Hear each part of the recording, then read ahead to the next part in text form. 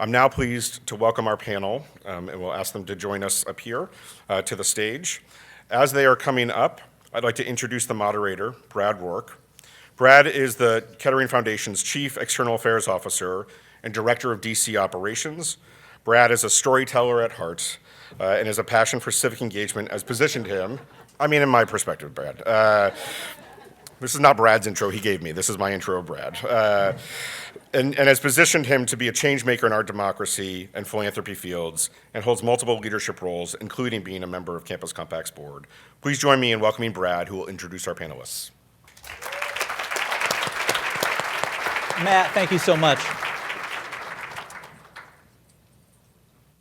I was born in 1965. I grew up listening to my parents' records, and they were into, classic rock. We had an album of Woodstock. I don't know if any of you listened to it. Many of you, I'm sure, did not. Some of you, I'm looking at some of y'all, might have.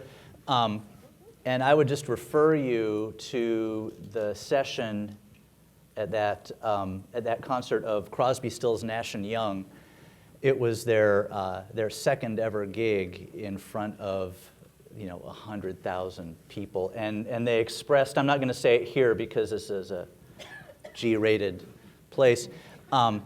They expressed how they felt about being there at the beginning of that. So that's your homework. Go listen.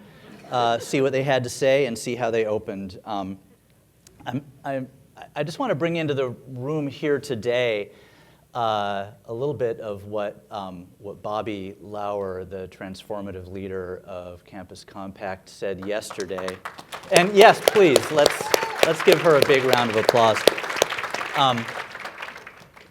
This is the largest Campus Compact conference that has existed.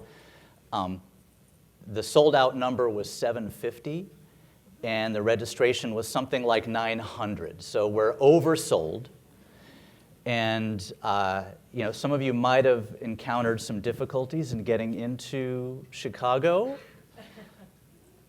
on a march. Who would have thought that a march in the northern Midwest would be a difficult thing, but turned out to have been the case. But you came. And so the in-person registration, the people who are actually here, is something like 840, which is just remarkable. It is just remarkable. And so I want to thank you, Matt, for those kind words. Thank you to fellow board members. Thank you to Bobby. And thank you to the 150 students who are in the room.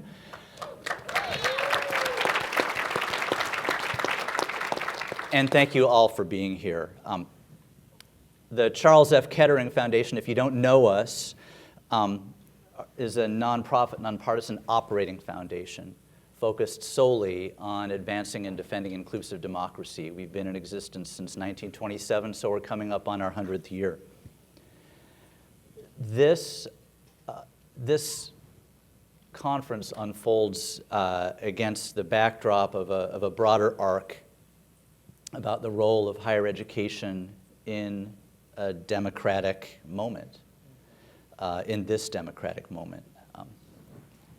The amazing opening plenary lifted up people who in their practice and in their lives embody what civic engagement at its best can mean. And I was just blown away. The closing plenary is going to turn toward the practical work of building a more accessible and democratic higher education system with an eye towards higher education's commitments to democracy. This session, this day, sits in the middle as a kind of hinge, asking all the questions that have already been asked today about what we do, how we behave, and what the hopes are for this moment. It asks, how can we create a civic space for all? How can we sustain allyship and solidarity? How can we build coalitions that are strong enough for the work ahead? as we all know, as was so eloquently described, across the country and across the world, the civic space that sustains democracy is under pressure and threat. There is a battle.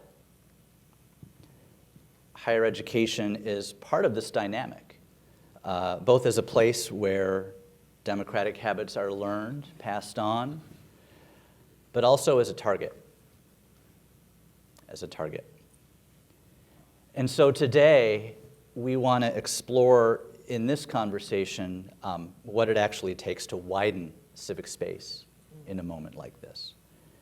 To connect it with the theme of the conference, we titled it Hope in Practice, but I would probably want to retitle it Hope is Practice. Thank you, Mary, for that. Hope is practice. It's always there for us. There's always work to be done. It's never finished. There's not a perfect endpoint. So today, in this brief panel, and I'll introduce the panelists in just a moment, what does it look like to build relationships across difference when some communities are under direct pressure and threat? What does allyship mean when there is real risk to standing up and being involved? And how do and can coalitions form when division itself, as we all know, is being deliberately cultivated and weaponized? These amazing panelists that I'm just proud to be sitting up here with approach these questions from very different vantage points, but all of them are looking closely at how people create room for one another, how we can all create room for one another in democratic life, even when the environment around us makes the work harder. So today, we have the honor of talking to Kettering Senior Fellow Emeritus and Board Member Kelley Robinson. Kettering, the more applause, the better. Kettering Research Fellow Erica Frantz. And Kettering Research Fellow Deva Woodly. Kelley, Erica, Deva, thank you for being here. I'll introduce them in more detail when they're about to speak. So we're going to start with Deva. Deva is Kettering Foundation Research Fellow. She's Professor of Political Science at Brown University and is the author of award-winning Oxford University Press book, Reckoning, Black Lives Matter and the Democratic Necessity for Social Movements. Her research spans a myriad of topics, including social movements, race and imagination, media and communication, and political understanding of economics, as well as futurity, which I hope she will talk about. But we're going to start with civic spaces, Deva. As civic spaces continue to shrink, what can we do to create new spaces where people can come together and advocate for a democracy that works for everyone, everywhere? All of these guests have been on our video interview show called The Stakes, and so I've cherry-picked some things that they've said as provocations. You don't have to support it, defend it, or anything, but I want to bring that voice into the room. Deva, you've said, rather than relying on national marches or traditional institutions, today's organizing is creating local communities for democratic connection. So when you look at civic space right now, where are people actually practicing democracy day to day outside of formal institutions? Deva. Thank you for the question, and thank you for, I'm so excited to be here. I want to say that the landscape of civic life in America is a complicated space. So on the one hand, we have macro trends that have been going on for decades, right? This is the sort of thing that has been documented by Robert Putnam and Theda Skocpol, right? The decline of civil society, basically starting in the late 20th century and certainly continuing through today. That's absolutely something that is happening in the US landscape and also globally to a lesser extent. But at the same time, we have also seen a reinvigoration of some social spaces, particularly since 2020, right? The COVID era, the reinvigoration of mutual aid as a practice, and the reinvestment in local community spaces of all kinds. In addition to those kinds of mutual aid spaces, we've seen a general trend in the creation of new places of civic space. So for example, things that you might not think of as civic spaces, like farmers markets, have increased exponentially since the 20-teens. And many of them are hubs of civic activity. They do wellness classes, they do education, they're involved with the K-12 schools, and this is a trend that is accelerating. They're also increasingly doing things that are economically interesting, not just in terms of food sources, but in terms of creating, for example, vouchers for people who have lost their SNAP benefits, right? So we're seeing an increase also in other kinds of alternative institutions like worker co-ops, which have also increased by 3 or 4 times in the last decade, and other kinds of spaces where people are trying to create places of care, nurturance, support, and resiliency that are growing in the place of the old traditional civic organizations. So it's a mixed picture, but what we see is that it's not the case that people are doing nothing, right? It's not the case that people are not fighting the disconnection, which absolutely is not sustained by our current institutional environment. It's that it's happening in places where we often don't look. And so I think our role is to really tap into the things that are happening and to begin to create an infrastructure that connects and strengthens those things. All right, yeah. Erica Frantz, I want to move to you. Erica is a research fellow also at Kettering, associate professor of political science at Michigan State University, an expert on authoritarian politics and democratic backsliding. So she's bringing the another view. You got it. And her latest book is The Origins of Elected Strongmen. In addition, and this is just my data nerd, she's a collaborator on the award-winning Autocratic Regime Data Set, which, go look it up, it's amazing. Erica, you've said that once democracies start to backslide in the manner that we now see, where executives have asserted more control over checks on their power, daily, hourly, it is very difficult to roll back the process. So I'm wondering if some of what Deva has described, can they be leverage points to begin to roll back that process, or not? Yeah, so thanks so much for having me here today. I echo what Deva was saying. This is really exciting. So I tend to be the doomsday person on the panel who can kind of speak to what is happening and help people make sense of what's happening. And I study comparative politics. I don't study the United States. I started writing the Strongman book in 2015, actually. So what I'm talking about are global trends, and you can make the connections on your own. We know, I think a lot of you have already sensed this, that we know that democracy is under threat in the United States right now. And one of the big challenges is that the more that the process accelerates, the more difficult it is to push back. So the things that Deva was pointing to, these little pockets where there's movement happening, are incredibly important, as is building the infrastructure that she was speaking about to really leverage this moment. For scholars of backsliding, we tend to point to a handful of very clear and observable signs that democracy is under stress and at risk of an incumbent power grab. These include attacks on judicial independence, efforts to sideline or censor the media. Buy it wholesale. Okay, this is an easy crowd. Okay, so Everybody do this as you hear it. Attacks on civil liberties, meaning freedom of speech and freedom of association, and then efforts to go after your political opponents and use retribution. Okay, so those are the things that, from a very dry academic perspective, are warning signs of democratic backsliding. Those are the things that we need to be on alert of, because once we see them, we have to get moving. And the research shows that it's something like 1 in 6 cases of backsliding that rebounds. Time is of the essence.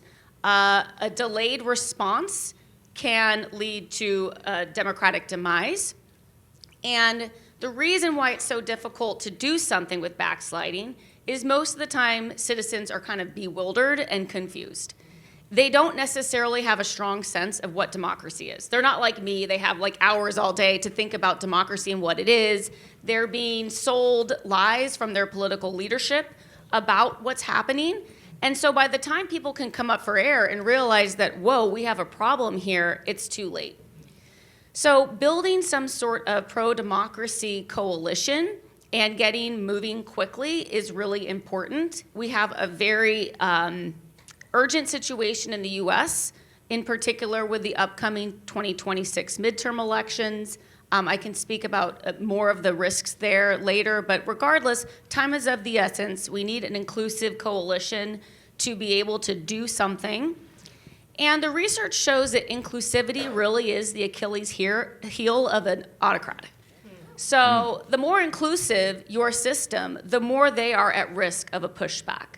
And I think that's something that's very important to remember, the ways in which inclusivity can challenge an aspiring authoritarian. You know, Erica, I was worried that about a minute ago I was worried that there was no hope, and I was going to ask you, like, so you opened with well, normally I'm bringing the bad news, and I thought, well, where is it? But this is wonderful. Let me turn to Kelley to pick it up. Kelley Robinson is Senior Fellow Emeritus at the Kettering Foundation and a board member of the foundation, and not inconsequentially, president of the Human Rights Campaign with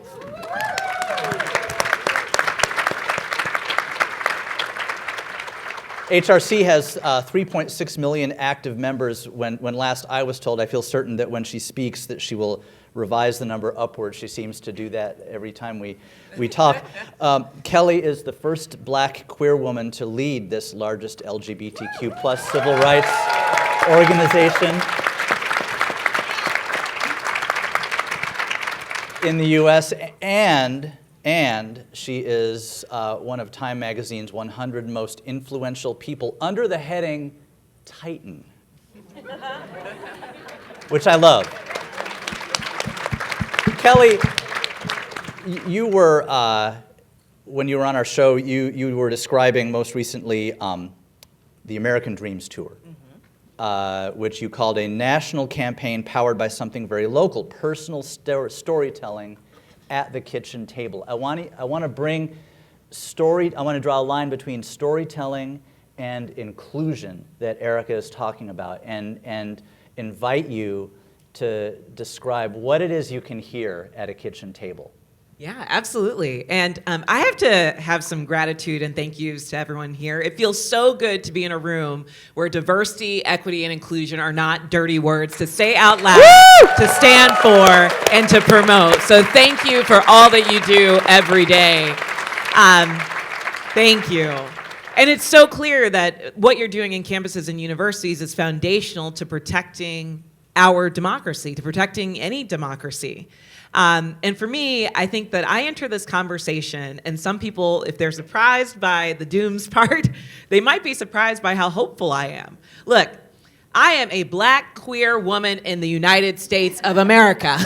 I am literally and figuratively not supposed to be here. Look, if any of you have access to a time machine, I'm not getting in it. Like, there was no point in this country's history that was better than right now. Well, maybe like 6 months ago, but outside of that. And I'm really inspired because I think that the opportunity of being in crisis means that transformation is more possible. The good president from Pierce College said this before, talking about the change that a generation can make. For me, my family, we were the first free black family in a little town called Muscatine, Iowa. My great aunt, 2 generations ago, hey, Iowa, I see y'all, Midwest.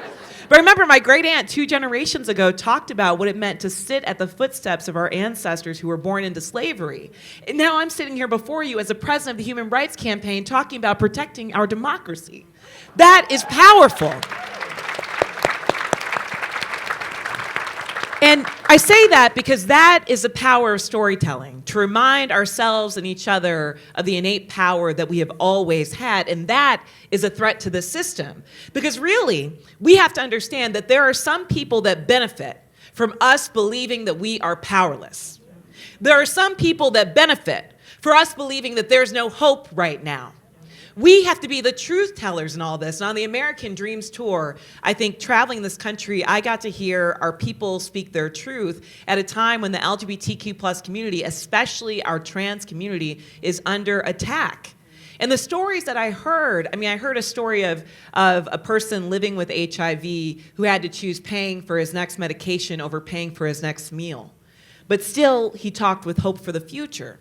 I heard a story from an 80-year-old. She was a trans woman, a bad trans woman, okay?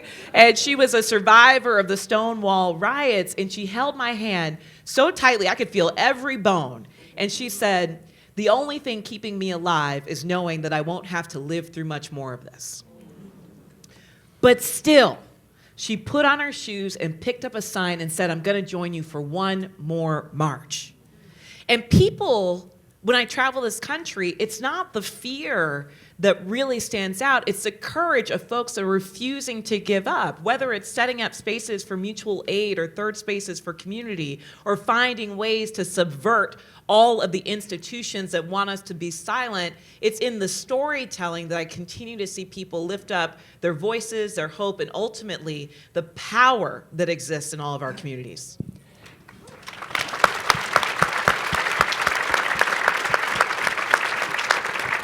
Over to you, Deva, because you talk a lot about, you've talked about, we have the body but not the muscle. Mm-hmm. You talk about that in our communities.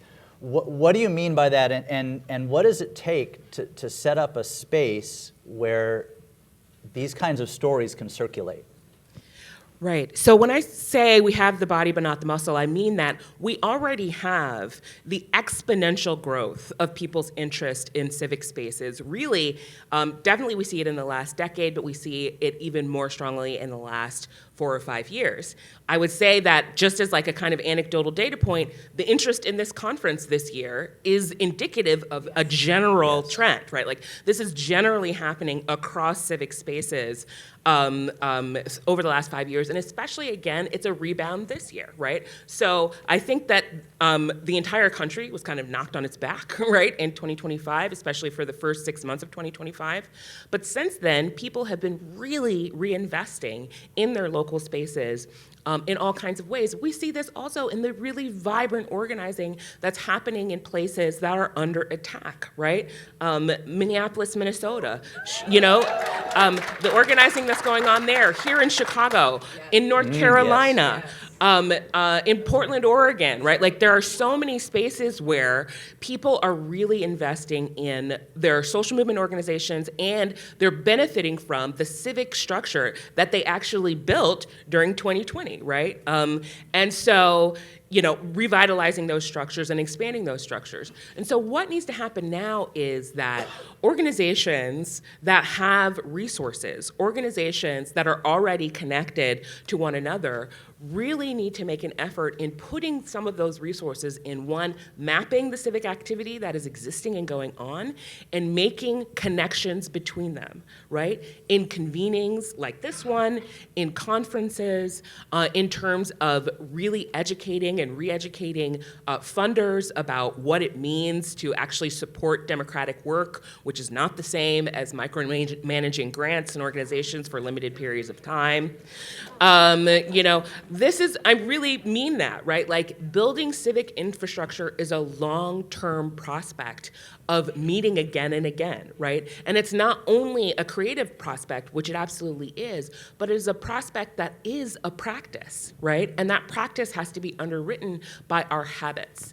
And those habits have to be supported by resources. And so I think that is really what is at hand today. If we look back in the history of the United States, particularly at the turn of the 20th century, right, the 19th century to the 20th century, you have all of these convenings, right? Like you have the Urban League that's meeting all the time, or you have the NAACP, which at that time is meeting in these huge convenings. You have international convenings. This was all really important for social connections, strategy formation, trust building, information sharing, and vetting, right? Like these kinds of things are really important at every level, not only at national levels, but also at our state and regional levels. And that is how we develop the muscle to put the actual energy, imagination, ideas, and organizations we already have to work in a way that is strategic and powerful. It can be done, but we have to do it. Kelley, to Kelley and then to Erica. Kelley, I want to start with you. What kinds of stories then can land and be durable, and what kinds are you finding don't land anymore? Yeah. Well, I mean, I think stories are all about being authentic to who you are. One of the biggest challenges that's happening right now, I feel like, is that the country is changing, undoubtedly, right? It's blacker, it's queerer, it's browner, it's different than the institution wants you to believe. And yet the systems of power are not changing at the same frequency as the country is. You know, we talk a lot about the LGBTQ community because that's what we do over here. But we represent, it's estimated that we'll be 1 in 10 of the electorate this year in 2026. 10% of every voter will be one of our community. That's huge. Yeah. That's huge. And I think that's why you see this vehement attacks that are happening. They see the same data I do. 10% of adults are LGBTQ. 30% of Generation Z identifies as a member of our community. This nation is changing in ways that threaten the system as it is. And I say that because I think we've got to do two things. One, we have to tell stories of who we are, and we have to connect it, again, back to the power that our community has. And the stories that I think are the best are the ones that are authentic. The reason that they're able to sow such fear against our trans community is a lack of visibility and understanding. Right now, more people believe that they have seen a ghost than a trans person. That is a problem. And it's not true. I should say that, right? Okay, we should know that. But we have to be able to not only kind of tell our stories in formal settings, but it matters, like what you're saying when the Uber driver says something reckless to you, or how you interact with the person that you're getting or selling coffee to, or what it looks like in those casual interactions that actually redefine our humanity in this country. And I want to remind folks that we have seen substantial shifts in the way that the country views the dignity and humanity of people over time. Folks talked about the civil rights movement and what that meant for Black Americans. We're seeing a conversation play out in real time right now about immigrants in this country. And for trans folks, I want folks to know that we cannot abandon a community just because people don't know enough yet about them. We cannot do that. And I'll say, for lesbian, gay, and bi folks, in the early 90s, when the Defense of Marriage Act was the law of the land and marriage equality was banned, right? In the 90s, when anti-sodomy laws existed, it was about 30% of the country that believed that they knew somebody that was lesbian, gay, or bi. Through storytelling in public spaces, in one-on-one spaces, in personal relationships, through coming out as who we are and telling the truth of our lives, we were able to change that so that right now, nearly 80% of the country knows somebody that's lesbian, gay, or bi, and we have protections on the laws and in the books in most states and countries, in most states across this country. That's a big deal. That's transformation that happened over the course of 20 or 30 years. In fact, the Respect for Marriage Act is the law of the land, signed into law today, or excuse me, yes, a couple days ago, I should say, because we're in a different day today, but signed into law by President Joe Biden, a senator that actually supported the Defense of Marriage Act. That is substantial transformation. And I say that because when we think about our trans community or any community that's under attack, we have to embrace that change and transformation is possible, but we have to tell our stories. And we have to create a world and an environment that feels safe enough for people to come out as they are. And right now, I think one of the biggest threats to our democracy is that people don't feel safe being who they are out in public. We see that, plainly with our immigrant neighbors. With the LGBTQ plus community, we just came out with a study that showed in the last year, just in 1 year, nearly 50% of our community is back in the closet in one way of their life or another. If they silence us, if they get us to go back into the shadows, that is what will diminish our power. So we have to support each other. We have to share our stories. And we have to understand that solidarity and intersectionality, they're not just words that we learned from Kimberly Crenshaw, right? Mm-hmm. They are our only strategies for survival. Wow.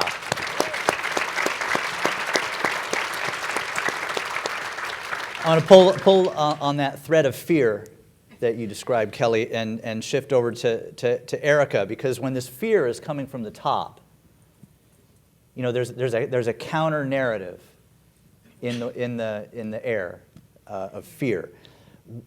What are the hopes for a different kind of narrative? What are the hopes that we can look to when so much of the opposite is coming from the top? So I wanted to just emphasize that invoking fear is part of the political strategy. I think that's probably something that you're all aware of, but I don't know if a lot of ordinary Americans are aware of it, that the specific issue that these authoritarians emphasize is going to vary from one context to the next. In the US, it's this anti-DEI, anti-woke cleavage that the political leadership is intentionally trying to use as a way of dividing us. And again, I mentioned earlier that inclusivity is really threatening to authoritarians. So we have this leadership feeding us lies about how divided we are. Mm-hmm. And that makes people feel more fearful. Mm-hmm. We have a lot of self-censorship going on in many different circles that just leads to more self-censorship. A lot of people think that, well, we could never be an authoritarian system here, so it's okay to just be quiet for a little bit. But all of the data suggests otherwise. We are at risk. And, we think of a place like Venezuela with Maduro, who is no longer there, but governed with an iron fist, and the situation there is very repressive. Venezuela was once one of the healthiest democracies in Latin America. It could happen here. And, we have to be courageous. We speak elsewhere about how, courage is contagious. Self-censorship is too. So we all have choices each day that we make about, whether we are going to stand up for freedoms of association, of the right to be who you are or not. And one of the things that we note also is people talk a lot about how we're in this crisis right now because of polarization, but they don't speak as much to the ways that we're in this crisis because leaders are intentionally polarizing us. That's right. They want us to feel divided. Mm-hmm. And gatherings like this suggest otherwise, that there is a lot of connectivity and shared values. We do not have to agree on every single political issue.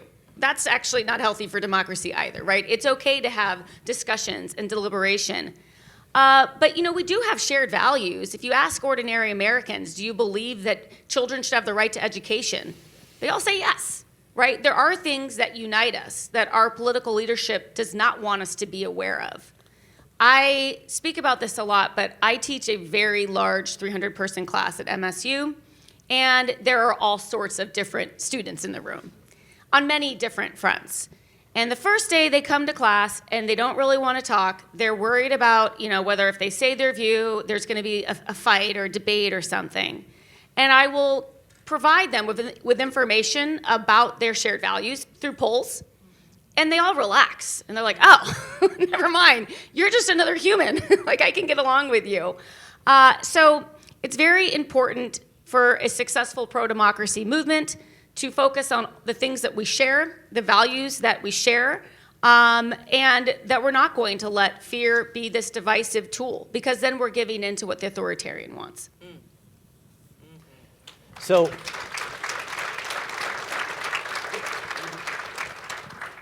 Can I just add really quickly before Yeah. I forget? Universities are critical in this. So what's the goal of a university? It's the production and dissemination of knowledge, right? Authoritarians intentionally attack academic freedom. There is a robust amount of literature that supports that.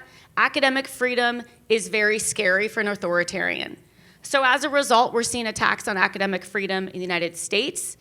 And regardless of your political persuasion, you cannot do your job in an authoritarian space. You cannot think freely. You cannot have spaces for deliberation anymore. One of the big opportunities for universities right now is the fact that they do provide spaces where students can talk about things, where students can engage with their communities, and they are physical spaces where students can mobilize. So these are spaces of courage then. I was going to Yes, ask, exactly, what yes. does sectoral courage look like for higher education right now? Is it opening these spaces? What else is it? Deva? Okay. Yeah, I mean, I will say universities can be these kinds of spaces. It is not guaranteed that they are. Right. Let's be honest. Particularly in the current context, right? It's critically important for our democracy that they embrace their role that they should be, right? Spaces of knowledge production, freedom, and connection with community and collaboration. And there's a lot of ways to do that. There's a lot of people in this room that are already doing that, right? There's a way in which we know how to do the work of universities as public knowledge creators, right? But the idea is, how is it that we are able to, make these techniques contagious across the sector? I don't know. People who are more involved in administration will have to answer that question. But I do think that this issue that you were talking about, Erica, about doing things together, is really, really important. I think that we. Polarization and values are not just about people's opinions, right? Like the opinions that people give on polls, although that's a really important source of data. But it's about the things we do together. It is about getting together with people to do things, both political and not political, for pleasure, for joy, for niche interest, right? And those are the things that allow us to develop the capacity to have courage, right? So it's not just about our individual decisions, in our interactions during the day. It's great if we can be courageous in those situations. But the thing that helps us be courageous is the fact that we know, right, that our book group has been talking about this issue already. We know that we are in a mutual aid group that is going to support people who are behind on their rent because they can't go to work, right? Because it's not safe for them to go to work. We know that we have community. We know that there are things that we can do. That is actually what builds courage and resilience. And those are the things that are really important. So in terms of university spaces, universities that are doing a good job at creating these spaces for students to learn and express each other freely, for professors and staff to be able to speak their mind according to their First Amendment rights, we need to diffuse those techniques and create opportunities like this one for people to get together and understand that we are not alone, that we have support from one another, that we have ways to address the challenges that may come to us both externally and internally. That is actually what gives us courage. It's not an inherent quality. It is something that is created through our relationships. It is through those things that people become creative en masse, or creative, yes, but courageous en masse. Yes. Kelley, what does coalition building look like when risk is so unevenly distributed right now? Yeah.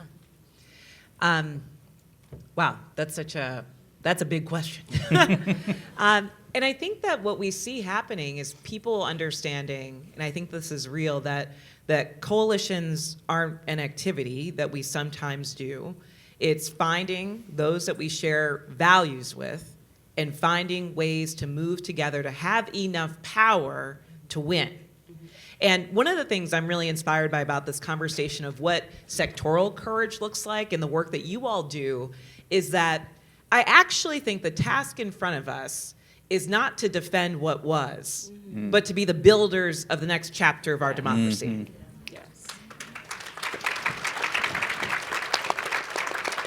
And to do that, we need the space and the permission to be able to imagine it. Because I think one of the biggest challenges that people are the biggest errors that people are making right now is blaming all of our current circumstance on the person that's currently inhabiting 1600 Pennsylvania Avenue.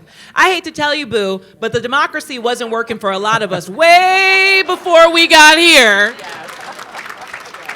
It wasn't working, right? And I think even as someone that works in Washington, D.C., that does social movements, before this very moment, there were institutions of our democracy that we were taught never to question and never to challenge, right? Institutions that were built before women could vote, when black people were enslaved, when LGBTQ plus people didn't legally exist at all, institutions that we were spending so much time protecting that we never actually did the work of building the inclusive and representative democracy that would have protected us right now. And I think that, again, the opportunity for me when I think about coalitions, when I think about the spaces that you all are creating and occupying, it's that the crisis in front of us has meant that everyone is clear that there is a problem in front of us. And one of my mentors once told me that when there's a crisis, there's always a reckoning, and that reckoning invites transformation. So right now, we can actually have a conversation about term limits on the United States Supreme Court, or about what voting should really look like where everyone can have access to it, or how we protect institutions to actually be places of free thought in ways that were restricted before. So I actually think that in some ways, this moment is deeply painful and challenging. But without it, we would never actually have the opportunity to build an inclusive democracy where the power of this melting pot of America could actually get this country to truly live up to its promise to us. Erica.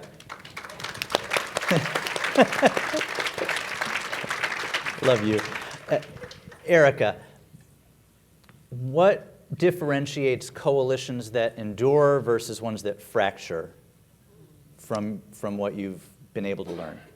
Yeah, so I touched on this just a little bit before, but we know that it's very difficult to push back against a power-hungry incumbent, and that you need a big tent coalition to do so. So the incumbent is usually trying to split and divide society, which makes building that sort of big tent coalition very challenging.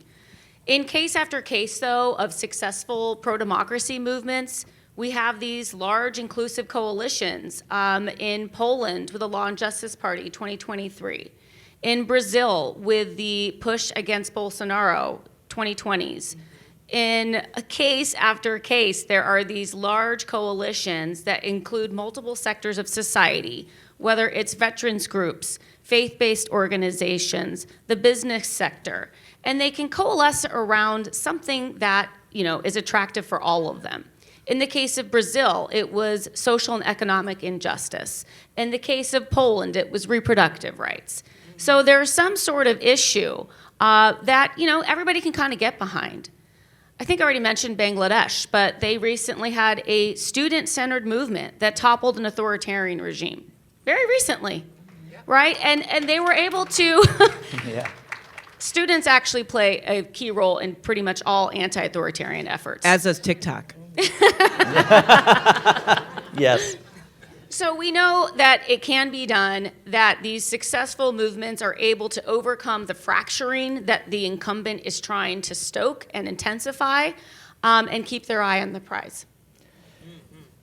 So Deva, what does it take to turn this desire for coalition, this desire to come together to coordinating capacity?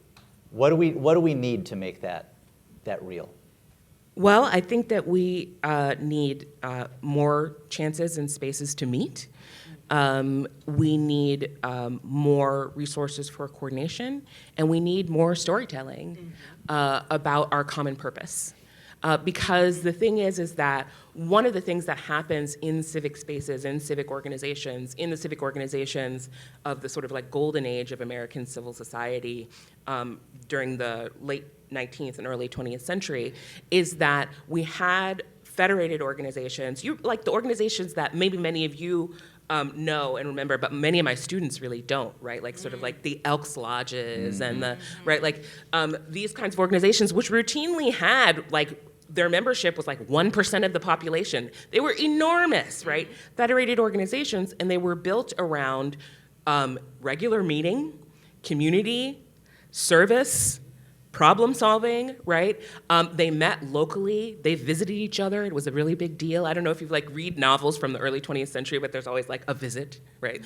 They're very, you know what I mean? Like, we're going to visit, like wherever, you know what I mean?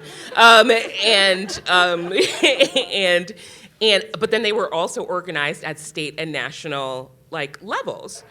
So they did the practical service, pleasure, community, local work, but then they were also able to develop, national agendas, right? Those agendas were not always directly political. Sometimes they were service agendas, but part of what they did was forge common purpose. And we actually didn't do this primarily sort of like ideologically. It was really through these organizations where people were able to come together, work together, solve problems on a variety of different issues, and celebrate together their common values. So it's not just, so the storytelling element really matters, but also the getting together part really matters.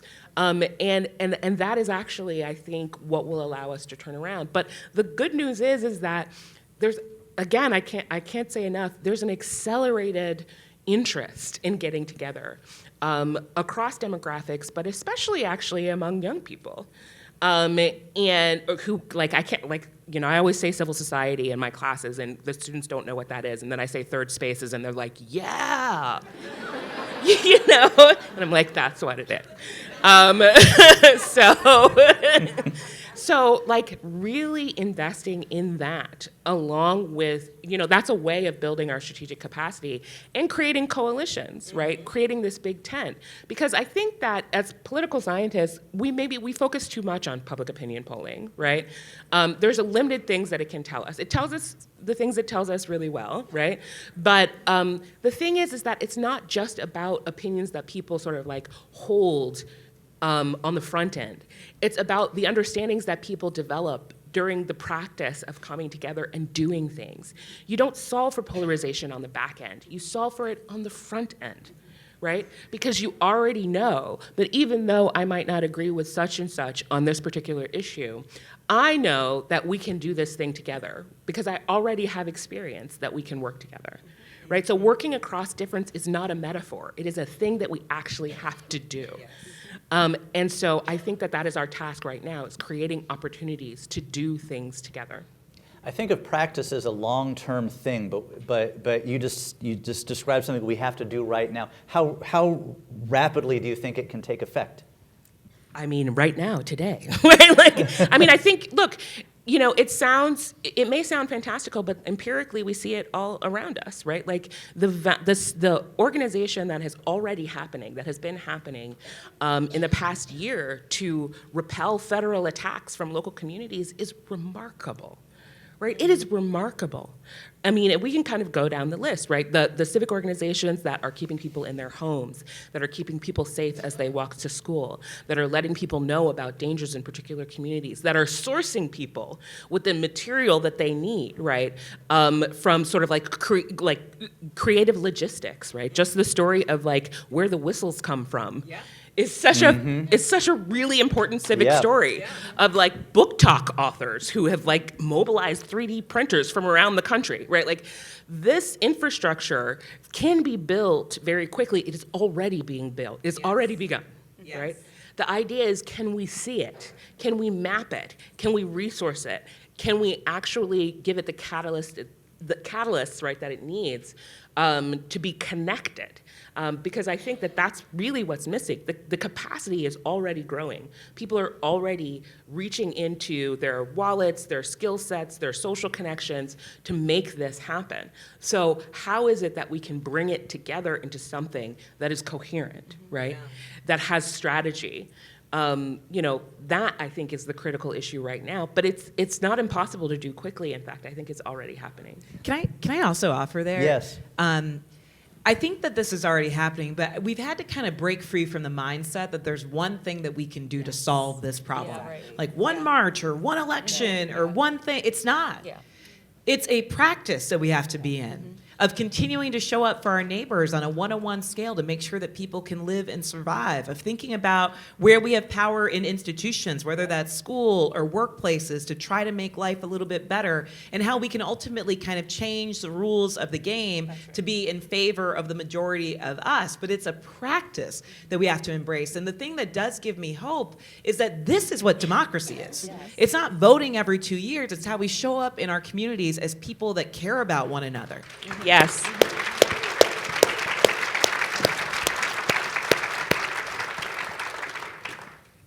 I'm mindful of the 55 seconds that we have left. Erica, Frantz, Gosh, I don't want to go after one Kelley. more thing that needs to happen right now. I mean, I'm just going to echo the same sentiments that, you know, we are facing a very urgent crisis. We don't have a ton of time. But we also cannot be disillusioned and pessimistic about it, because that's what our leadership wants, right? And so just building off of what Deva is saying, we have the ground has been set. And we might not all be protesters, you know. We might instead be somebody who's going to provide a food meal to an immigrant family. But all of us have something we can do to be part of this moment and work for a democracy that's more inclusive for all of us. Thank you. I want to thank my panelists. I want to thank Campus Compact and you all for spending so much time with us. And I think I turn it back over to Matt. Thank you.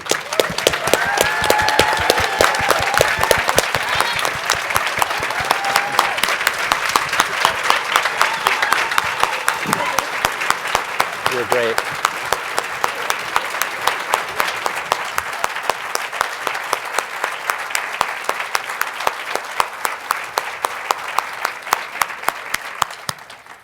So much gratitude for that panel, and inspiration to begin now, begin today, begin in this moment. So thank you very much for those inspirational comments and the interaction so natural between the fear and the hope and the opportunity that lies before us. I'm going to run through a couple quick things before we wrap up today and close out this session. First, we want to highlight a new project by our partners at the Center for Revitalizing American Institutions at Stanford. They recently launched a tool that they describe as the Civic Myers-Briggs. So the student affairs people in the room, get fired up. The tool can create a composite that is akin, or that combines both your personal preferences, but if you do it within this context, and if you put in the code CC26, you can compare it to this group, which obviously is probably relatively homogeneous, but compared to the ordinary citizens, as someone referenced earlier. So we encourage you to kind of test that out, give feedback. I know Tom will appreciate that. And also they have an exhibitor table upstairs, so you can visit. I do have a few quick announcements and then an official Irish send-off for you today. The first quick is that we will continue with our break as scheduled after for 15 minutes. We're going to begin our concurrent session at 11:40 instead of 11:25, and you're going to go for the full amount of time. So we're adjusting the schedule in that. So you will wrap up at 12:25. You will have a 2-hour break for lunch and come back for concurrent sessions that will begin at 2:30. Today's poster session is from 4:30 to 6. 4? My apologies. I wrote it down wrong. Whatever the slide says, go with that. And then we also have a film screening tonight at 5 o'clock. And so we want you to kind of revisit that or come upstairs and do that. Tomorrow morning we have the focus breakfast. Again, we'll do the same thing that we did today. You'll have unstructured breakfast if you want it, or there's a session that will focus on our innovation work and our HEDx platform that will make some announcements and keep you updated there. Also, we're going to ask if award winners from the program and partnership categories to stay after to get your awards and pictures. We'd appreciate that. And I want to send you off in a way that was fundamental to me growing up in an Irish Catholic household. That was the core that threaded through all of our faith, belief, our poetry, our action. That's guilt.